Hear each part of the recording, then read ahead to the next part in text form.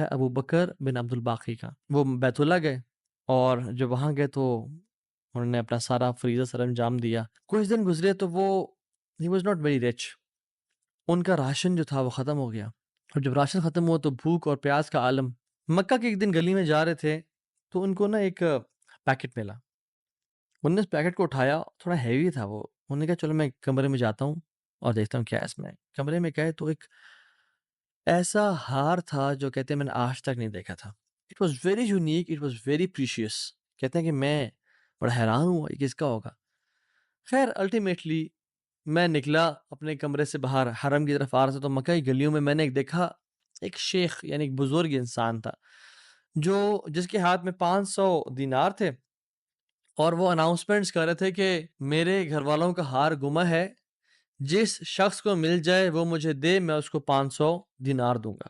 ابو بکر رحمہ اللہ نے سوچا کہ میرے پاس تو پیسے نہیں ہیں، میرے پاس تو راشن نہیں ہے، میں تو بھوک پیاس کا عالم ہے، تو میں اس کو ہار دوں گا، اس سے پیسے لے لیتا ہوں۔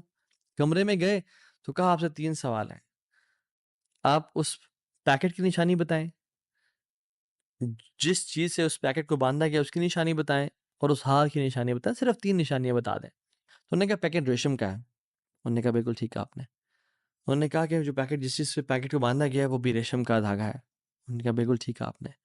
اور تیسرا چیز کا انہوں نے کہا اس میں 30 نگ لگے ہوئے ہیں اس ہار میں۔ انہوں نے کھولا اس ہار کو، دیکھا 1 2 3 4 5 6 30 کمپلیٹ، یہ آپ کا ہار۔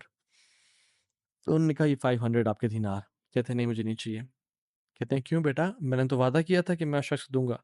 کہتے ہیں میں نے اللہ کے لیے کام کیا ہے، یہ مجھے چیز ملی تھی، میرا ایز اے مسلمان میرا حق تھا کہ میں امانت کو واپس ادا کروں، تو میں آپ سے اس کا اجر نہیں لوں گا۔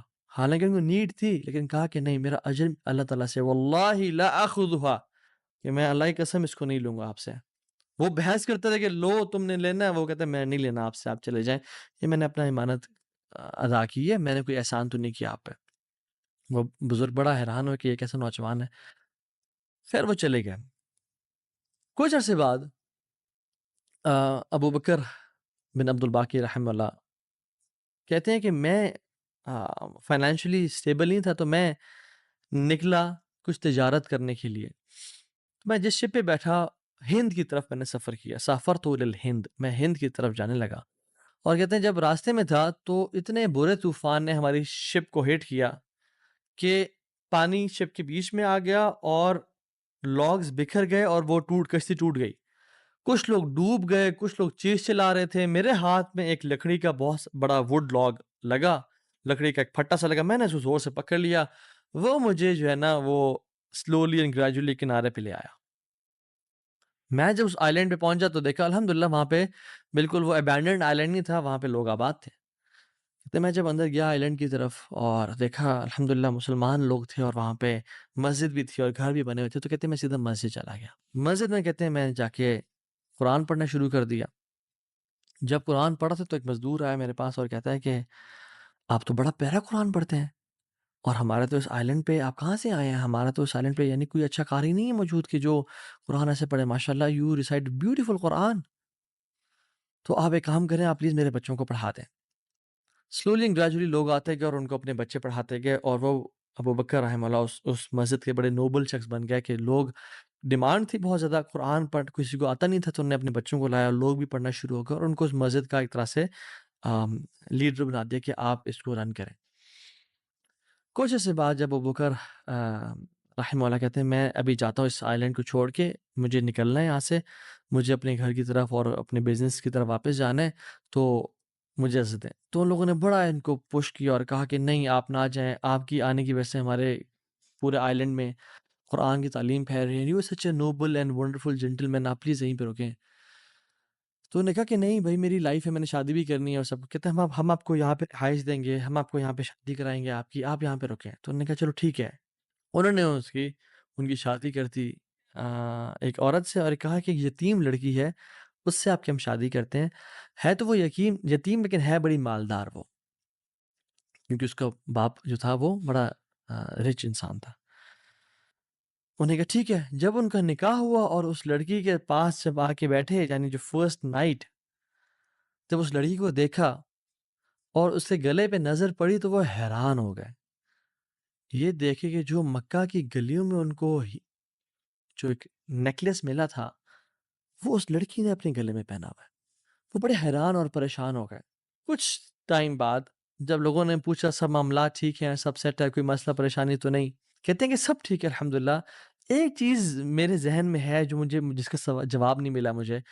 کہتے ہیں کہ جو میری بیوی ہے، اور میں اسے پوچھ بھی نہیں سکا ابھی تک کیونکہ حیا اور شرمندگی کی وجہ سے کہ یہ تم نے کہاں سے ملا، because it's very expensive necklace. کہیں اس کو یہ لگے کہ میں لالچی انسان ہوں یا میری نظر اس کے نیکلیس پہ ہے۔ تو یہ نیکلیس اس کو کہاں سے ملا؟ مجھے تو مکہ کی گلیوں میں ملا تھا اور میں نے ایک بزرگ انسان کو دیا تھا۔ وہ لوگ کیا کرنا شروع ہو گئے؟ فَحَلِّلُوا وَكَبِّرُوا، وہ کہہ رہے لا الہ الا اللہ، اللہ اکبر کہنا شروع ہو گئے وہ لوگ۔ اور کہتے ہیں کہ تم وہ نوجوان ہو؟ کہتے ہیں کہ اس کا باپ جو اس علاقے کا ایک بڑا انسان تھا، وہ ہمارے پورے اس علاقے میں ایک کہانی سنایا کرتا تھا کہ ایک شخص مجھے ملا، اس شخص سے زیادہ نیک انسان میں نے آج تک نہیں دیکھا، اس سے زیادہ امانت دار شخص میں نے آج تک نہیں دیکھا۔ وہ ہمیں ایک لڑکے کی کہانی سنایا کرتا تھا کہ ایسے ایسے اس کو نیکلیس ملا، اس نے مجھ سے پیسے نہیں لیے اور مجھے وہ اتنا قیمتی ہار واپس دے دیا۔ اور وہ باپ اللہ کا نہیں گولی، وہ دعا کیا کرتا کہ یا رب میری بیٹی کی شادی اس بندے سے کروا دے یا رب جس نے مجھے وہ ہار ڈھونڈ کے دیا تھا۔ اور آج آپ یہاں پہ آ گئے، اللہ تعالیٰ کیسے آپ کو یہاں پہ لے کے آیا؟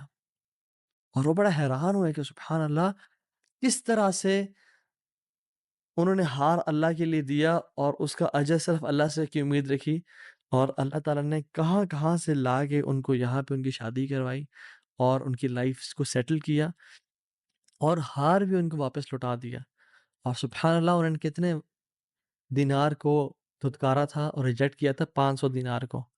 کہتے ہیں کہ مجھے ایک ٹائم میں لائف کے ہمیں ضرورت پڑی ہسبینڈ وائف کو، تو ہم نے کہا کہ اس ہار کو بیچ دیتے ہیں۔ جب اس ہار کو ہم نے بیچا تو اس کے 5 لاکھ دینار ہمیں ملے، 5 لاکھ دینار اس کو ملے۔ یعنی سبحان اللہ 500 کو انکار کیا اور اللہ تعالیٰ نے 5 لاکھ دینار واپس کر دیے۔ ہار بھی دے دیا، ہار والی بھی دے دی، سیٹل بھی کر دیا لائف کو۔ ان اللہ علی کل شیء قدیر، اللہ تعالیٰ ہر چیز پر قادر ہے، اس کے لیے کچھ مشکل نہیں ہے میرے بھائی اور میری بہنوں۔ آپ کی لائف میں پریشانیاں ہیں، مشکلات ہیں، زندگی تنگ ہے، آپ اللہ کو اس کے ناموں سے پکاریں، آپ اپنی نیت ٹھیک کریں، آپ اپنے اجر کا سوال لوگوں سے نہ کریں، صرف اللہ سے امید رکھیں، پھر دیکھیں آپ کی زندگی کس طرح سے آسان ہوتی ہے۔